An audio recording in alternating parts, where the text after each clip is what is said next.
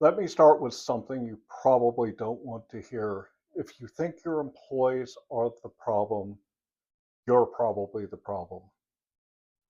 It's the blunt truth, and let me try to explain it to you. If you've ever found yourself asking, why don't people stay? Why can't anyone do their job? Why is everyone so unmotivated these days?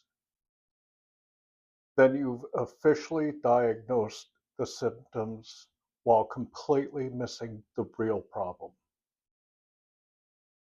And that problem, it's a broken system, a broken process, a broken culture. It's not broken people. Here's the truth that most leaders don't want to admit. Employees aren't showing up disengaged. They become disengaged because of bad leadership at companies. No one is born lazy, and nobody goes to a job wanting to fail. They want to be successful. But here's what does happen. They walk into a company on day one and no one has a real plan to teach them. The managers might be too busy to help them get up to speed. They get handed a laptop, a password, some outdated training manuals or videos, and maybe a good luck. They're thrown into operations with no context, they don't have any expectations, and they have little support. And then 2 months later, leadership wonders why they're not hitting their KPIs. This is the corporate version of handing someone a map with no labels and criticizing them for getting lost. And if this sounds familiar, then this is the problem at your company. Let me give you a real example, one that I actually went through. I worked as a trainer for a company where I ran a 2 week onboarding and job training program. And this wasn't just fluff. Week one was theory, industry knowledge, basic company foundational information, like how the business actually worked. They got into our programs and started learning them. And then when we got to week two, it was a hands on job training with listening to actual calls, doing mock phone calls, and shadowing different operations teams. People didn't just learn what buttons to click, they learned why those buttons truly mattered. New hires that finished the program, they were confident. They truly understood their job. They understood our business. And their productivity on the other side really showed it. Then upper management stepped in. They wanted 2 weeks turned into 1 week. Same content half of the time. I pushed back and said that they would not be prepared to hit the floor. I was told that if it failed, it would be on management's shoulders and I was just supposed to do it. And guess what? Productivity did drop. New hires didn't understand what they were doing after the training. We didn't change the people, we changed the process. We took a solid onboarding experience, rushed it, stripped it out, and performance ended up going down. And then the employees got criticized for not performing well because of a leadership decision. Most performance problems aren't employee problems. They're leadership making poor decisions about the training people get. I'm not here to beat anyone up. I'm here to help you stop burning people out before they even get a chance. A lot of this traces back to onboarding, or what many companies call onboarding, which is really just Shuffle people through as quickly as possible. I'll share a resource later that fixes that entire mess. It's called Onboarding Essentials. It's a great system to help streamline your onboarding problem. But first, let's talk about the real root of the issue. Here's the part that no one likes to hear. People don't fail because they're unqualified. People fail because leaders assume they should just know. Most companies are operating on tribal knowledge.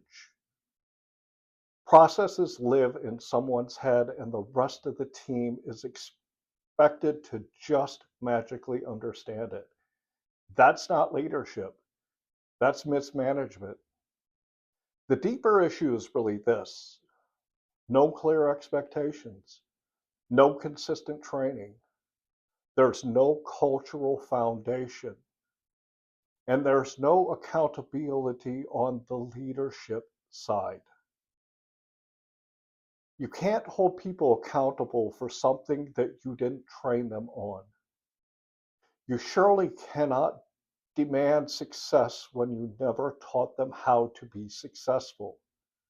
And when the process is unclear, the culture becomes unclear. When the systems are unclear, people don't know what to do. And when people don't know what to do, they do the bare minimum. That's not an employee failure. That is a lack of leadership that is causing the problem. So, how do we fix this problem if it's happening at our companies? The good news is that it is actually completely fixable. Here's 3 no BS steps that you can use if you're having this problem at your company. Number 1, build clarity into the first week. Tell people what success looks like. Define it for them. Actual concrete expectations. Why does it matter? People can't hit a target if they can't see this. So if you skip this, you're going to spend the next 6 months micromanaging and wondering why they're not being productive. The second thing then is create a consistent, repeatable process. Document the basics. Standardize the experience for everyone that comes through your door. Stop trying to reinvent the wheel every time somebody is hired. Why does this matter? Consistency builds confidence in you and in them. If you skip it, say hello to turnover again. The third thing is give new hires a guide, not guesswork. You've literally got to give them a roadmap, a timeline, a plan. No more, here's your computer and figure it out. Train them to do the job successfully. Why does this matter? Autonomy can't exist without direction. Fail to do it, and you're basically handing people a blank canvas and they will create their own image. And here's where it all ties back. When your onboarding is solid, everything else becomes easier. Productivity, engagement, accountability, retention. When onboarding is a dumpster fire, everything else becomes harder. So if your team feels inconsistent, unpredictable, or in a constant survival mode, I can almost guarantee that the root of it lives in the first 30 days of their employment. And this is exactly why I created Onboarding Essentials, a complete 4 PDF system that gives you clear onboarding structure, defined responsibilities, a process that actually develops your people, consistency across your management team, higher retention, better engagement, and yes, actual accountability. If you want to stop blaming employees and start building a system that helps them succeed, this is the first step. You can grab Onboarding Essentials using the link in the description. Start fixing the foundation instead of patching the symptoms. And in the next video, we're going to dive deeper into this with most companies don't have a training strategy, they have a training noise. If today hit a nerve, that one's really going to hit the whole rib cage. If this video helped you see your team or yourself a little differently today, hit that like, subscribe, and tell me in the comments, what's one thing that you wish someone had taught you on your first week of your job? I'll see you in the next one.